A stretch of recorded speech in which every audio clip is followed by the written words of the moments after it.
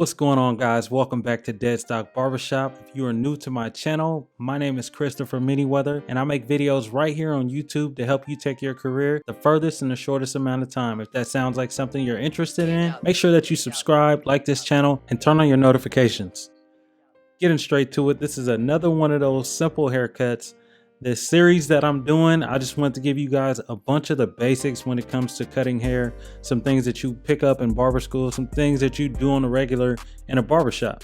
So this haircut is super quick, it's super fast, and it's super easy. So I knocked it down with the metal 1.5. Now I'm using my 5/0 blade. That is the blade with 5 zeros on it. It cuts very close.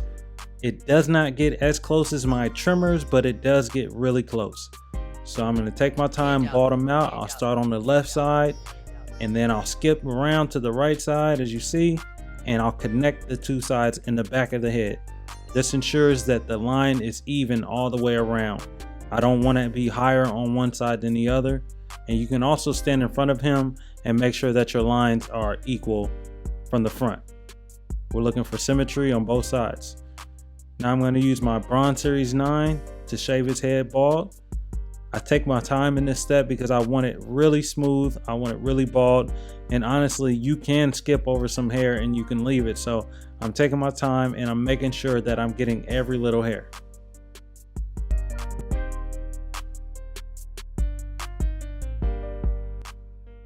So grabbing my ZR2s again, this time I'm going to use the 0.5 blade, the half blade. And I'm going to go up about 1 inch. As you can see, I'm making sure that my inch is 1 inch all the way around. You want to make sure that your guidelines are even all the way through, so that way you can have a nice clean fade. And using the 0.5 blade, I'm going to go halfway in between where I just left off. So about 1/2 inch up. This will lighten up that bottom line that the 5/0 left, but it won't fully take it out depending on the hair texture. So I like to do this, and I'll follow it up with my trimmers, and it'll take the rest of that line out.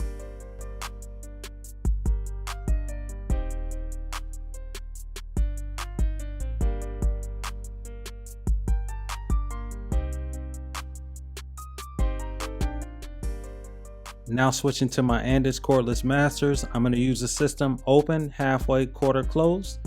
And with this, I know that these clippers are a great go-between when it comes to fading in the 1.5 blade and the Masters. Knowing that that second notch is the equivalent of that half blade helps me fade easier.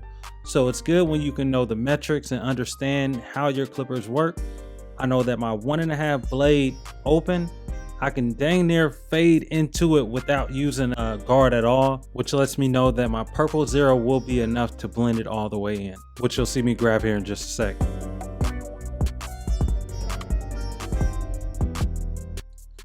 Flipping over my clippers, I'll begin to work on the crown area, lightening that area up because it is a tougher spot to fade in. You don't want it to look weird or look darker in certain areas. And honestly, you have to change your perspective a lot when you're checking out this area, because sometimes it'll look fine and then you'll notice that it's darker in certain areas depending on which direction you're looking from. So I'll move his head around a lot. I'll move around myself a lot so that I can verify that it is faded in.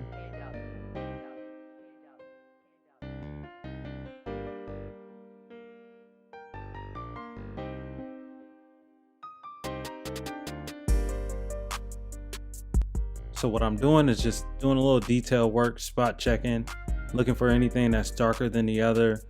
You know, I'm trying to get that real smooth blend, and I never stop looking at where I just came from. So I know I have to go to the right, but I'm looking at how I'm connecting the side to the back. I want it to be a smooth transition, as smooth as possible.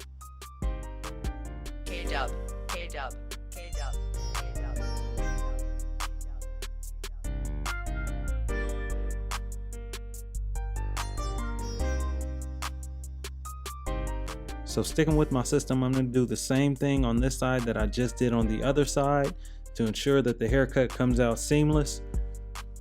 And we're just going to work on this area. Open at first. Now it's halfway. close it up quarter of the way, drop it down just below that, and it's closed all the way now. And you'll just see me playing with the lever. As I see anything pop out at me, I'll just move it. If I got to go back up, I'll open it up some more. So now I'm going to connect the right side to the back.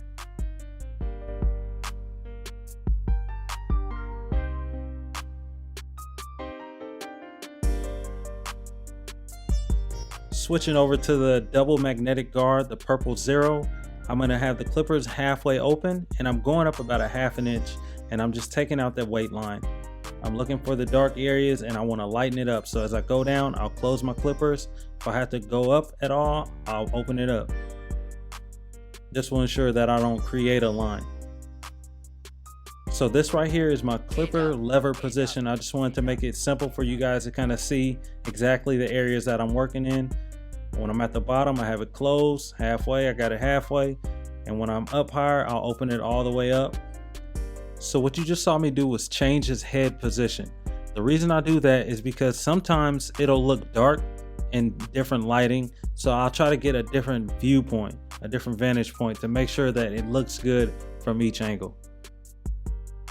What we did to the left, we'll do to the right, and we're going to connect that fade all the way around.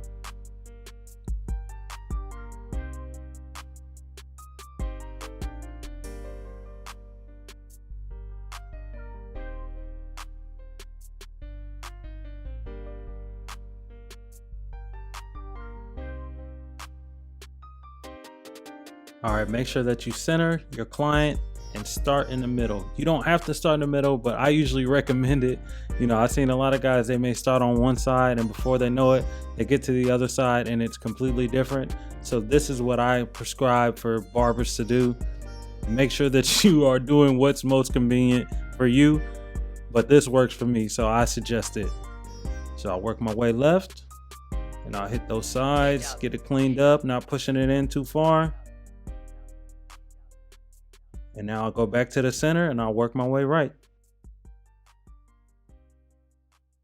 This method has worked for me for all these years. It's been good 18, 19 years I've been doing this and it works. So this is what I suggest you do. I'll get behind them sometimes and I'll look in the mirror, angle their head up and down so I can see. I saw that that side dropped down a little bit, so I came back and cleaned it up. Now grabbing my masters once again, what I'm doing now is fading in the beard. His beard was already a good length that we didn't have to knock it down. So I was able just to fade into it without a guard. The longest length is my masters all the way open. And we're just gonna blend that area in.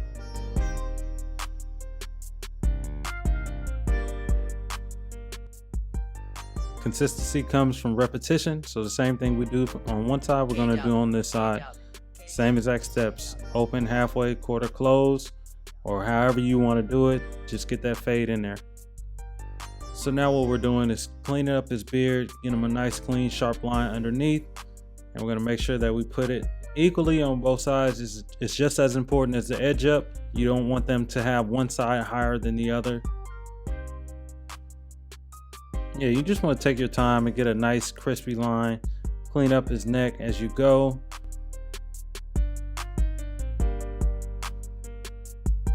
Right now we're going to do the back of the beard, and as I said in my last video, you want to make sure that you're not pushing that line in. You want to stay on it, get it clean, but you don't want to push it in. Most people want to keep their beard nice and wide and natural, but while having a clean line. As you can see, his beard is kind of thin, so I'm just staying right on the edge, not trying to make a hard dark line where there's not one.